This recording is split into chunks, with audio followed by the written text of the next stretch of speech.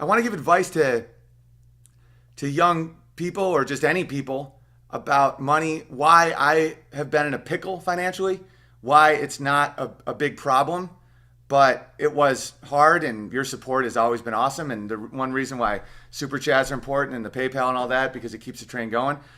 But one of the reasons in October when I lost my agent, like right around when I tweeted that, I lost my agent. That was October 3rd. I believe UConn canceled me October 17th. And that was also tied to the trans child thing that I did mid-October. Another thing that happened in the beginning of October is I just bought a house with cash. Now let's talk your financial future, because I think a lot of you guys either have really successful dads who don't talk about money in an attempt to not sound vulgate, which is of the people, vulgar. There's a lot of cultures that think it's beneath them to discuss money. That's a great way to have kids that have no idea how to save, spend, or create a reliable future for themselves. Terrible move. Or you had parents that were always in debt and didn't know how to handle money. There's a great book called Rich Dad, Poor Dad. It's about passing on certain traits to your children on how to manage money.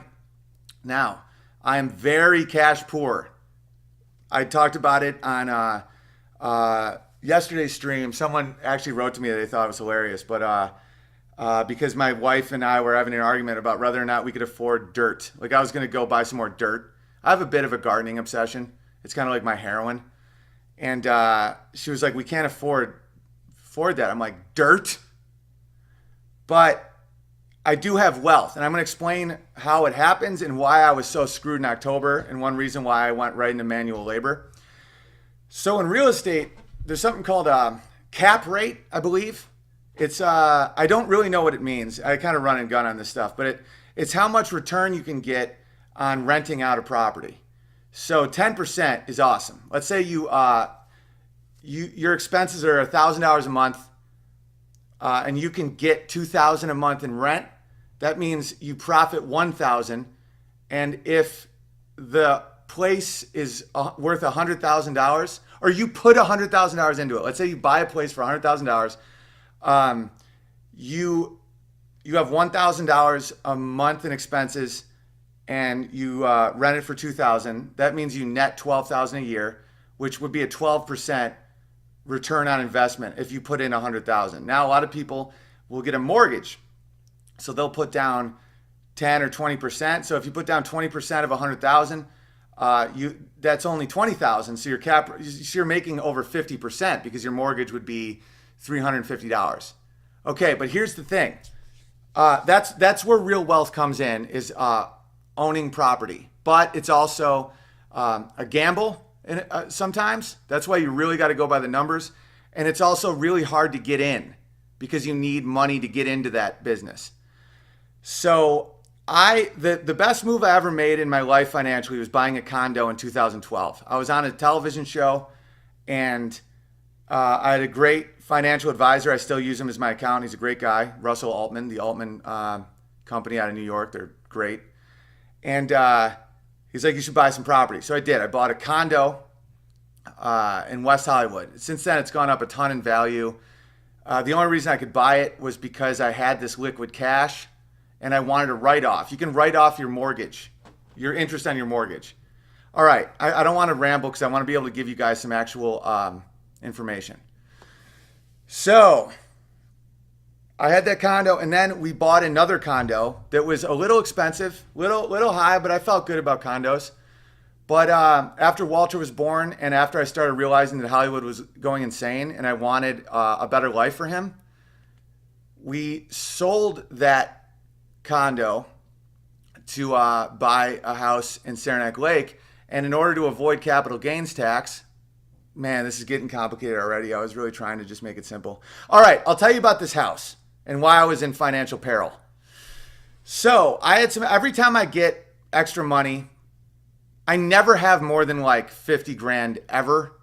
I mean, usually it's like one, because I'm always trying to either pay off debts or get something that creates income. Always. I never have money. I don't trust currency, fiat currency. It's not backed by gold.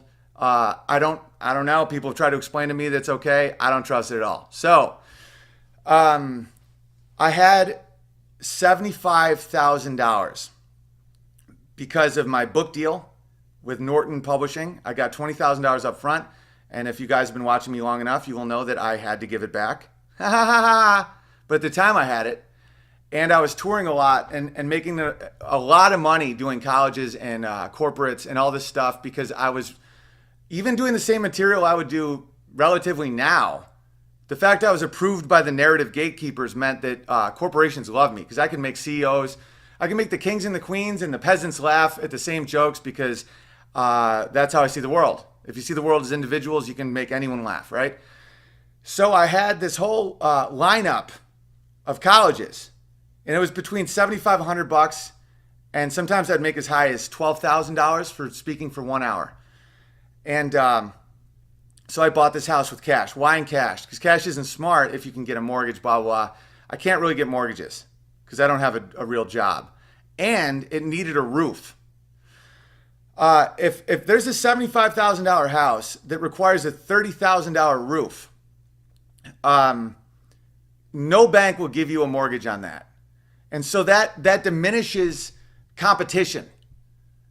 Let's say you want to date you're in the dating market and there's this beautiful girl that you want to talk to, but she only speaks Spanish and none of the other boys speak Spanish, but you speak Spanish. That's now an advantage for you because you can speak Spanish. And now the fact that she doesn't speak English is not a problem at all. And so now you might be able to get someone more attractive than you normally would have gotten. That's a business advantage, right? Right now I have massive comedy advantages because I'll mock Islam. I'll mock the left. I'll mock Bernie Sanders. I'll also mock Christianity. I'll also mock Donald Trump. I'll also mock the right. But see, the fact I will mock the left gives me an evolutionary advantage in business. Survival of the fittest. If they want to suck the devil's dick, go for it. But I won't. And so that's an advantage. Anyway, in this housing situation, early October, I had the cash to buy the house. Now, I could convert it into 3 units. I could rent each unit at $1,000 a month. And if I could pull this all off and buy a new roof, that would be $3,000 a month minus expenses. Lots of taxes out there. Let's just say $2,000 a month, 12 months a year. It's $24,000 a year. Imagine if I put in $100,000 and I'm getting $24,000 a year without touching the principal. I still would own the house. But on top of that, I would make 24 grand doing nothing. That was too good to be true. I was like, that is great. Let's do that. So I took all my money. Amy has always trusted me. I put it in the house, but now I have to buy the roof. And now I'm back to zero, right? So I'm about to do all these colleges. Now, this is when you truly understand the stakes involved when I wouldn't take a knee. When my agents and managers would say, delete these tweets. You can't say this. You can't say that. And when UConn said I couldn't perform at the college and then all my agent dropped me and everything else got canceled, I had to go into serious credit card debt. Now, credit card debt's the worst place you want to be. I had to pay for the roof with a credit card. Credit card debt annihilates whatever, 5% is awesome on a mutual fund. 7%, woo, now we're talking. Credit card debt is 17% debt, you have to pay them on the money. So every good move you've made for years, wiped. So now I have $30,000 in debt. But bear in mind, the whole time, I could have not lost those gigs if I just said I was wrong and that it's okay to have trans kids. You have to understand the stakes here. I have a new baby. I just moved across the country. All my money's in a house that now is not functional because there's no roof. And I have to pay for the roof in cash. I can't get a loan. And I'm relying on the next chunk of stand-up gigs to pay for the roof. Okay? I now will have a meaningless house without that. Also, to make it a 3-unit, that's another chunk of money, blah, blah. I still didn't still didn't apologize. I still didn't kneel. And the reason I'm explaining to this is A, I want you to understand how to make wealth better, and B, the stakes of my life. I had to give back my book deal. I had a deal at True TV that was immediately crushed. The Impractical Jokers, who still remain close friends of mine, love those guys, support those guys. They'll never have me on tour again. My name has been assassinated. Uh, so I was in $30,000 of credit card debt just to get it started. And I didn't even have any tenants. This is when we started, like when the Unbearables are just rocking. I didn't talk about any of this shit back then. I'm only talking about it now because I made it through. It was scary, man, but there's a real lack of fear that comes from truth. When you say, I know this is wrong. And Amy hugged me and kissed me and said, I would love you in a tent. I would love you. We could build a house out of anything. You're my home.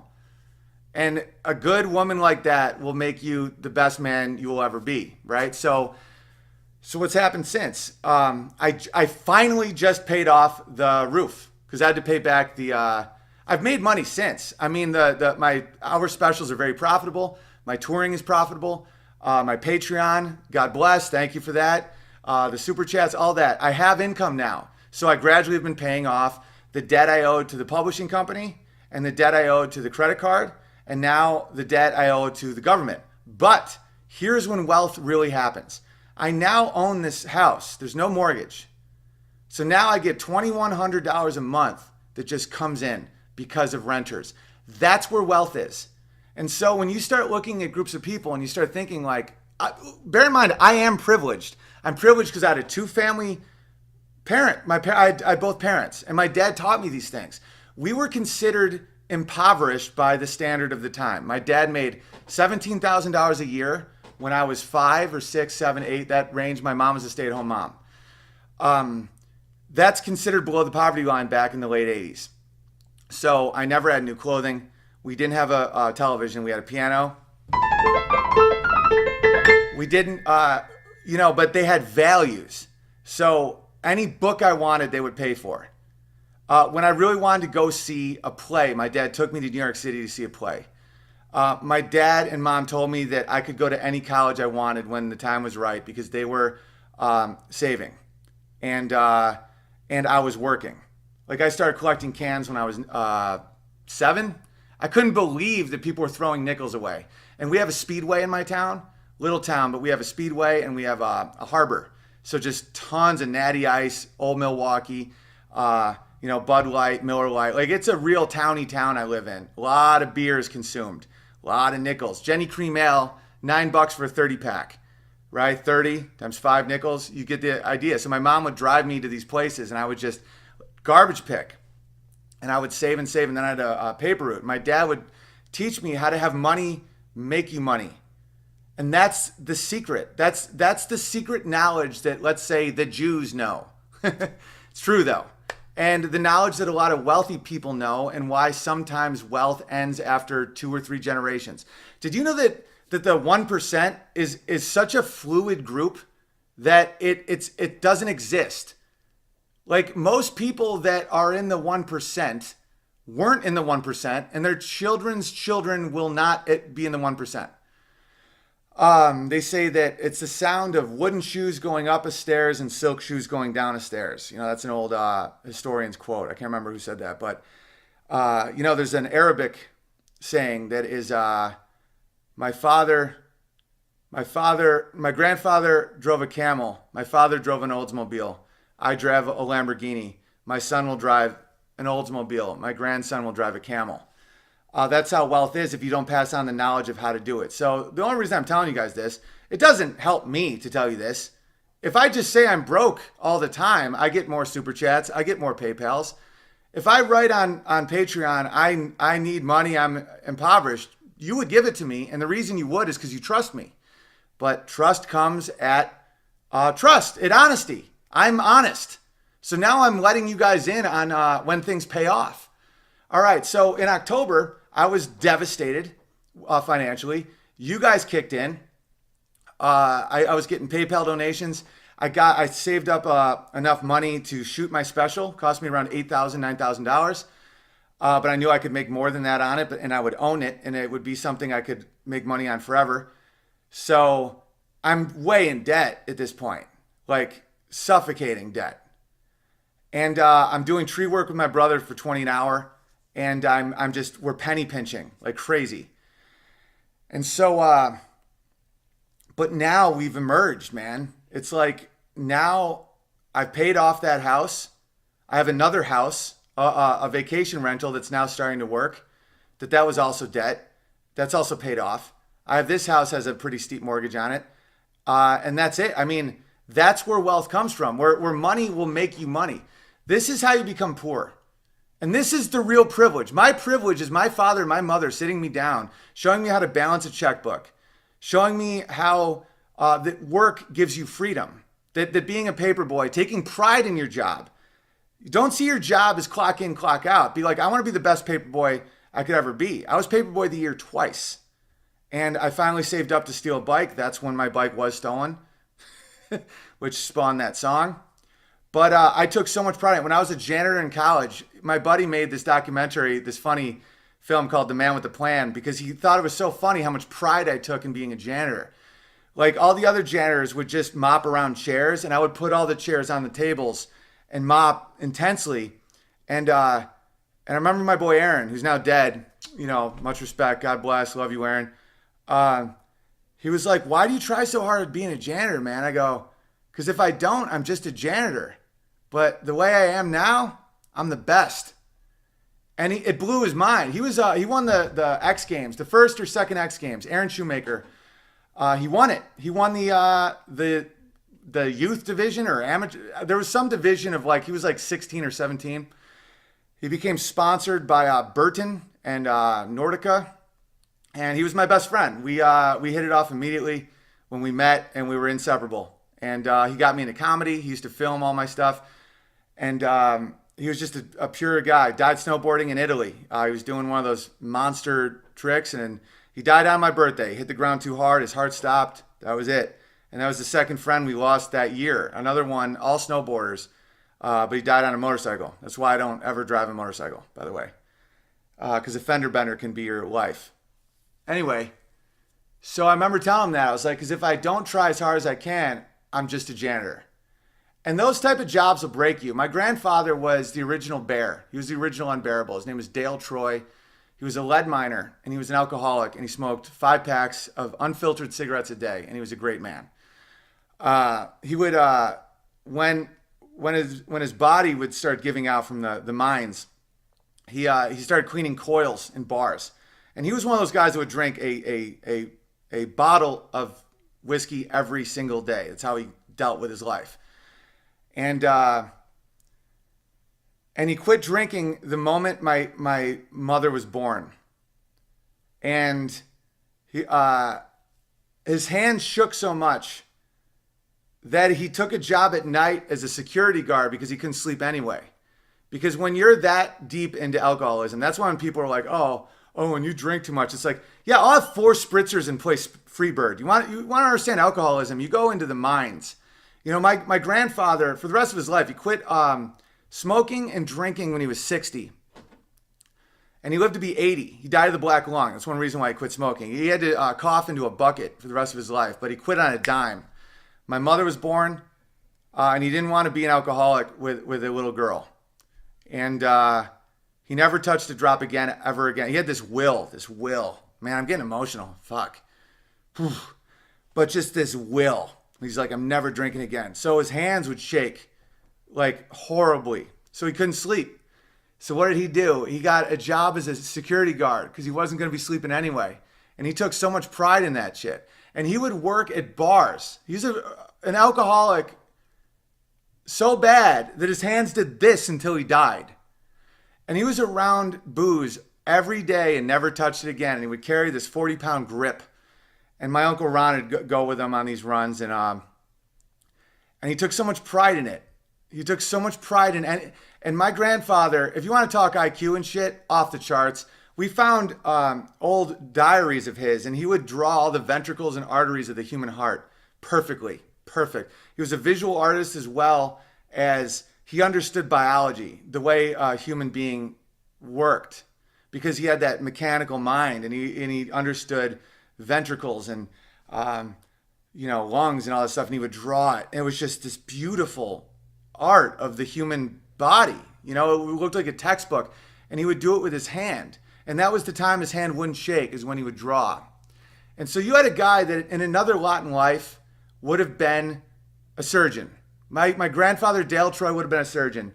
or he would have been just another just unbelievable earner with a job that would have gotten him so much accolades around town. You know, he would have been Dr. Dale. But instead, he was a lead miner, and he was a security guard because he couldn't sleep because his hands shook. And he never showed pity. He never showed self-pity, and he took pride in his work, and he took pride in his community. After he died, and he was a mean dude, man. He knocked a priest out. A priest said he had to turn the fan off in church, and he wouldn't. He said, it's too hot. It's hot in here. We need this fan. And the priest, who my grandfather, I'm guessing, had the same knack as me, probably sensed narcissism, where it was like, oh, you want people to hear your words even more clearly, even though everyone's hot? Bitch, right? So the priest came to my family's house and knocked on the door, and the priest demanded an apology from my grandfather. My grandfather knocked him unconscious. And I asked my mother, did you stop going to church? She was like, no, we're back the following Sunday. And we stayed friends with the priest till my father died. You know, the priest was there at his funeral. They were friends. And people would write letters saying that Dale was the only reason they didn't freeze to death in the Wisconsin winters, because he also worked for a coal company delivering coal. You know, he was in with those guys because he would mine lead. And I guess the lead and the coal guys kind of knew each other. And so he would be a coal delivery guy. And there would be times when people couldn't afford coal. And back then, if you couldn't afford coal, you died. It was high stakes living. And my grandfather would still bring them coal. And he never told anybody. And he would use some of the money that he would make as a security guard to buy people coal that were on the verge of death. And he never told anybody that. Nobody. And we only found that out after he died. And I just, you know, wherever he is, like, that still inspires me. And it's crazy how, like, how much everything matters. You know, like that little act, 80 years ago? That before the internet, no one documented him. There was no BuzzFeed. He wasn't an important man. He was a security guard and a miner. He shaped my life, man. Just that act. Where it's like, be a role model for your kids. Don't drink even if your hands shake. You know, if you know it's a problem. And it's like, he had 7 fingers. He only had 7 fingers. 8 fingers. He had 8 fingers. He's missing his thumb and his pointer finger. So one of his hands had 3. Just a tough, mean, good man. And I just want to give props to him. And so the point I'm trying to make is privilege comes from the knowledge passed on. That man passed on something very important to my mother, and that was right and wrong, and resiliency, and attrition, and survival. My mother will outlive you just to win. I used to do a bit about that, about how my parents are getting old, but they're still healthy. And sometimes I see my mom and dad sitting watching TV or something, and I just see that look, and like my dad says some pun that only I laugh at. You know, like instead of hors d'oeuvre, he says horsey over and laughs at himself for 10 minutes. And my mom just has this look in her eye like, I will outlive you. And my dad got the Jew trait. He got the ability of handling money. My mom does not. She doesn't spend money, doesn't make money, doesn't give a flying fuck about money. Dale didn't give a fuck about money. My mother doesn't care about money. My mother is the type of woman that says, if you can make bread, you can survive. If you don't, she goes, you want to know what you need in this world? I said, what? She said, enough. And that blew my mind. She told me that when I was a kid. Enough. That doesn't mean accept your lot in life. It doesn't mean don't have ambition. It doesn't mean don't have dreams. It means be grateful for what you have. Know that you have enough. That way, when you rise, when you go out in the world to do what you want to do, what you believe to do, it's not for money. And that's the most powerful shit in the world. When you see Jimmy Kimmel and Jimmy Fallon and Seth Meyers and all these people, they don't have enough. You know, they're doing things for money. And there is you do need money. You do need money to survive. There's a big difference between zero and working poor. Zero is unbelievably hard to get out of. That's why the charity I do isn't even charity. It's giving people money when they have none and they're good people and they've been part of the bear community and I can verify them and we can kind of stay friends and I can see what they're up to and understand if they're making the right decisions and help with, you know, if you're at a place where $150 is very helpful, I will give it to you if I have it. If you're at a place for $150, you're like, yeah, but that's I need 2,000. Then you're on your own. And there's been a lot of people that I've given $150 to that have gotten out of a hole.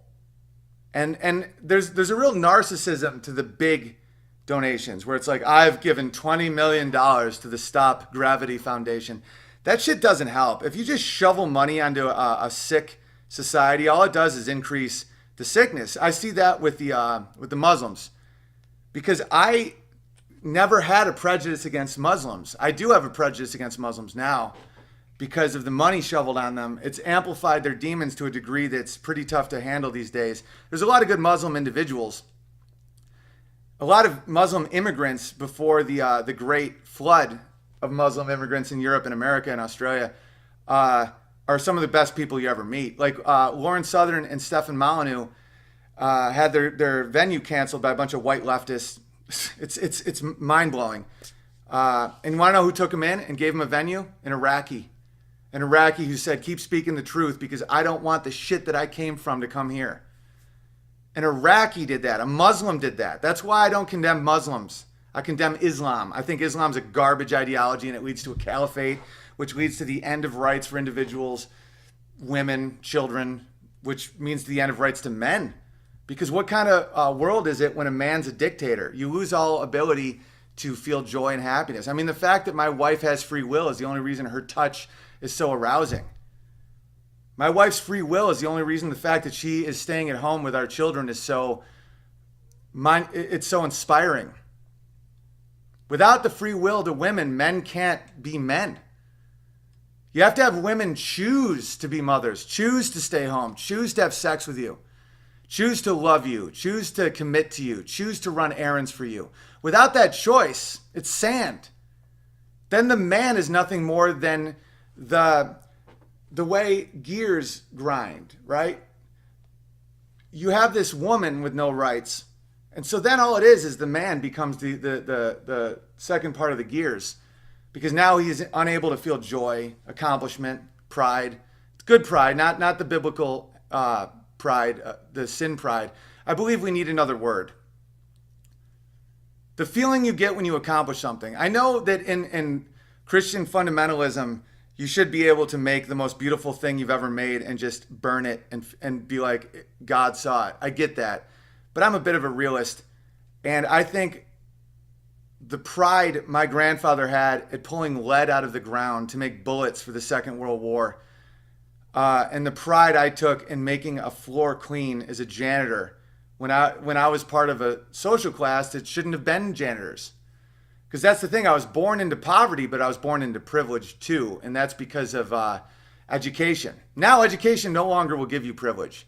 But I had the ability to get wealth and to not become a slave to a credit card, a slave to an ideology, a slave to my own debt. And that was given to me by my father, that was given to him by his mother, who was a Jew. His aunt was the first female stockbroker in Chicago's history. You know, his mother, the Jew, was from a wealthy banking family and fell in love with this furnace cleaner, you know, from the south side of Chicago, whose parents were Irish and Scandinavian immigrants. And so she married him, had no money. I think she got pretty Jewy and pissy about it, though, later in life, about the Catholic life. But she had the knowledge and she passed it to my dad, who passed it on to me. And so that's why I'm trying to pass it on to you guys. And the good ones out there will know that what I'm saying is not a brag. That's mind blowing. It's so much more condescending and braggadocious to be like, we don't talk about money. When someone says we don't talk about money, that means they've never starved. I've been starving before. I've not starving. I've always had a community and skill set where I can get stuff, but like I've had times in my life because of my insane fear of debt on all levels that I have been so hungry that I was like thin and like I was probably more attractive in certain ways because of my partial starvation, where I would think like, okay, I could just eat a jar of mayonnaise. There's a lot of calories in a jar of mayonnaise. You know, if my mom didn't have her garden and didn't have her co-ops where they would buy wholesale organic meat at a fraction of the price of the shit meat you get at Tops, we would have went possibly. I mean, I don't know how you can. The house I was raised in is currently valued at 70 grand. I don't know how you can shave much more. I mean, we could have lived in a trailer, but you know, we never had anything. There was no material stuff. And out of that, my dad now has legitimate wealth. Like my dad has money now, like legitimate money, and he doesn't even know how to spend it. My mom doesn't know how to spend it. They'll never move. They'll never get. They still, until recently, they drove a 1999 Plymouth Acclaim. Because it's so weird how the world honors you in certain ways, where it's like the fact I would give up wealth and accolades in Hollywood is the reason that I'm free now and that I live in the most beautiful place and I have everything I've ever wanted and that I have a career that I love way more than the previous career, because I was always felt like a slave. I always felt like I was waiting for my master to give me bread. Granted, it was six figures checks, and now it's $5 super chats. But I'll tell you what, I do not feel that I wonder if mass is going to give me bread feeling. All right, I got to go. I'm going to read these super chats though. So I hope that helps some people, because it really does help. I'm telling you, if anyone needs any financial advice, I don't know very much about specifics. I don't know how a Roth IRA works. I know I have one to avoid taxes in certain times. I don't know how. I don't know how the stock market works, to be honest with you. That's one reason why I'm more into real estate and more into producing comedy specials, because it's something I can hold. It's a valuable thing. But if you ever need advice or to talk about anything, I do have a good knack. Like there was a year where, I mean, I have a good knack at being in a profession that is not very fruitful, and to be able to survive. I used to date the actress Christina Ricci, and I'll just tell you a real quick story about her that she wouldn't care if I told. And it's more of a friendship than anything. You know, looking back, it was more of like a friendship. She's a cool person, but it wasn't like that until meeting and growing with Amy. I truly didn't know what relationships were, and that sounds weird. It sounds so corny, but a lot of times cliches are cliches because they're so true. You know, it's like I didn't know what love was, and I thought I was in love with Christina Ricci, but I just really liked hanging with her. She's cool as shit. And she showed me a lot of insight into a world I didn't really understand. She's really talented, really funny person. But I saw her life, and she was someone that I had a crush on a little bit when I was a kid. She used to be on magazine covers, and she had been in movies where she'd make $10 million, $6 million or something. And she would show me the houses she did bought and sold and lived in. And I'm like, wow, how much money did you make on selling that house? And she'd be like, oh, I lost money on that. And I remember when we were dating, there was a moment when I was talking to where she was having serious money problems. And I was like, you've made more money in 1 year than I will make in a lifetime. How?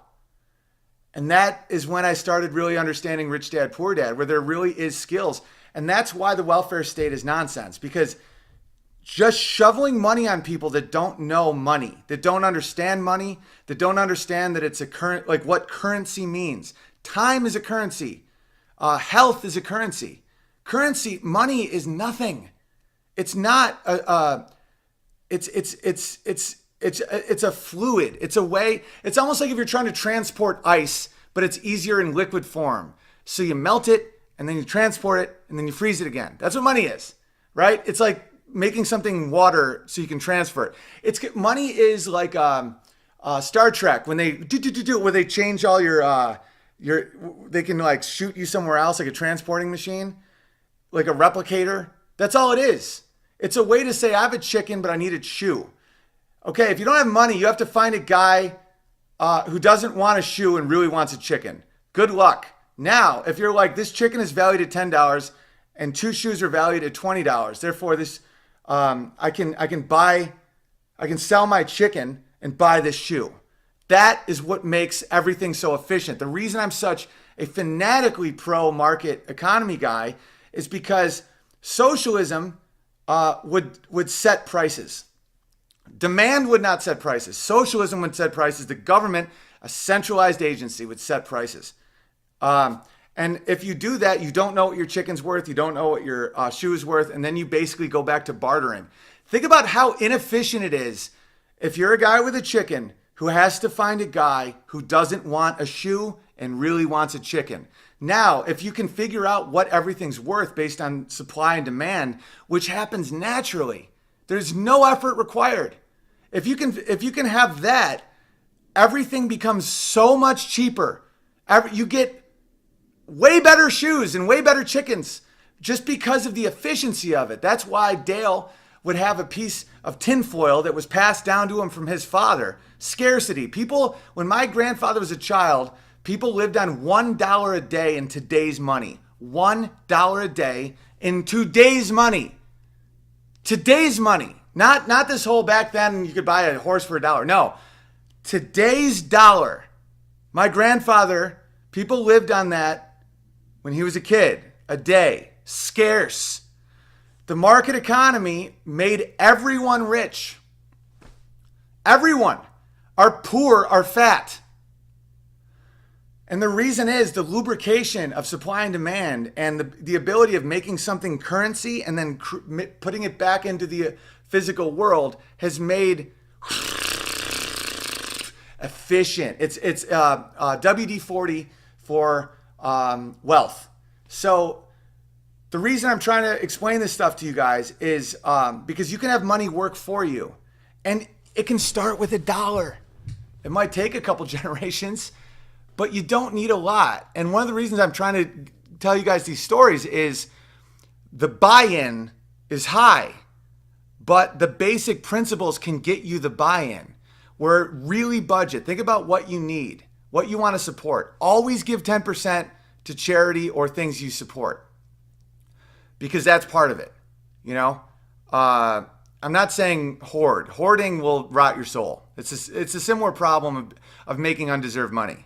Hoarding and not putting your energy into what you care about will rot your soul. Fact. It'll make you, whatever. But anyway, so budget. Figure out what you need.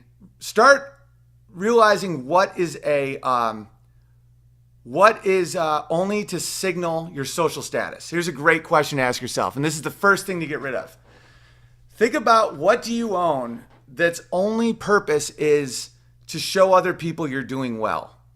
The first thing to do, get rid of all of that stuff.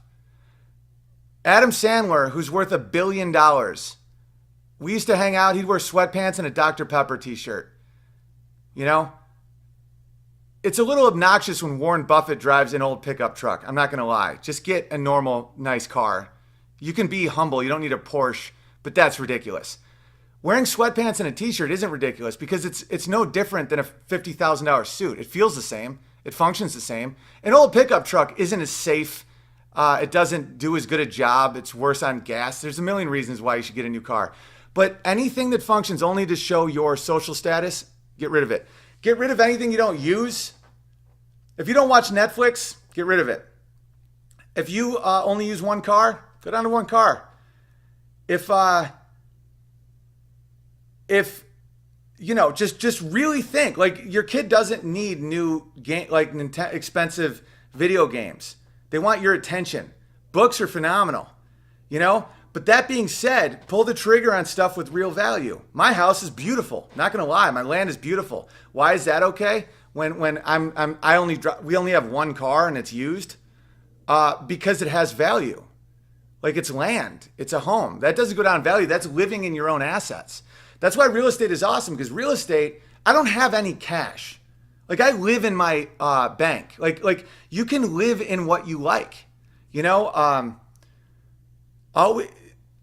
Rent boats, unless you're a really avid fisher person and it's not super expensive, but rent boats, rent planes, rent cars. I own my car though, but own homes, because then if you get it more and more paid off, you can rent it out and then money works for you.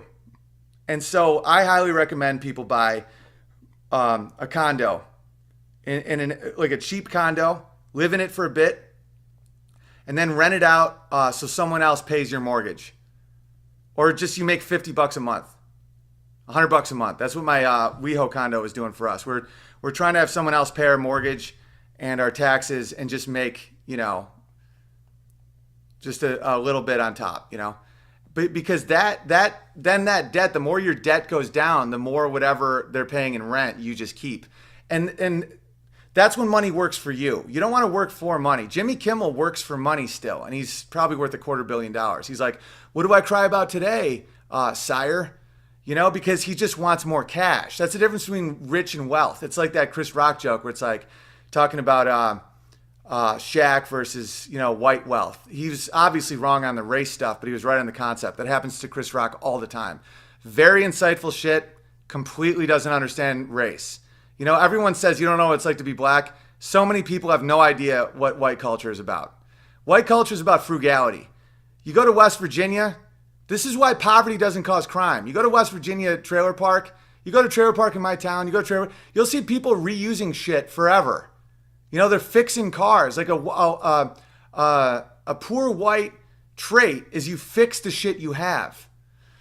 And that's what gives white people an advantage. It's a cultural trait. A cultural trait is you don't go into debt for shiny bullshit. Black people do. And a lot of that has come since the welfare state. It has. This is why I hate socialism. Black families used to be, like, there was more employed black teenagers than white teenagers in 1950, I think. One of the reasons the left created labor unions and all these legislation and regulation and all this was to keep black kids out, because they were crushing. They had God, they had family, they had a chip on their shoulder from slavery. They were grateful to be in America, and they were crushing. The wealth in black America from World War I right into the welfare state went, and we're talking during Jim Crow. The Democrats forced Jim Crow. And by the way, anyone who thinks that the party switched after Lincoln freed the slaves, did some horrible crimes in Georgia, but that's for another day. Republican. And then they're like, well, yeah, but it switched in the 1960s. Ask a Democrat, be like, so is FDR a Republican? Because FDR was in the 30s and 40s. So that's between Lincoln and, because FDR is one of their highlight reels. FDR beat the Nazis in the Great Depression by, expanding the state. So if you want to play nonsense games, you got to give up FDR. If you want to say that the Democrats and Republicans never switched, by the way, they still haven't switched. They've never switched. Same plantations are still going, man. But if you want to play nonsense games, make them admit that FDR was a Republican. Be like, okay, so if after Lincoln they switched, so what was FDR? They're like, well, he's a Democrat. He's a hero of the Democratic Party. I may be wrong with linear time here, but isn't FDR between the Civil Rights Act and Lincoln? So did they switch again in the 50s? I thought it was Nixon that made him switch. No, they didn't really switch. It's all a lie.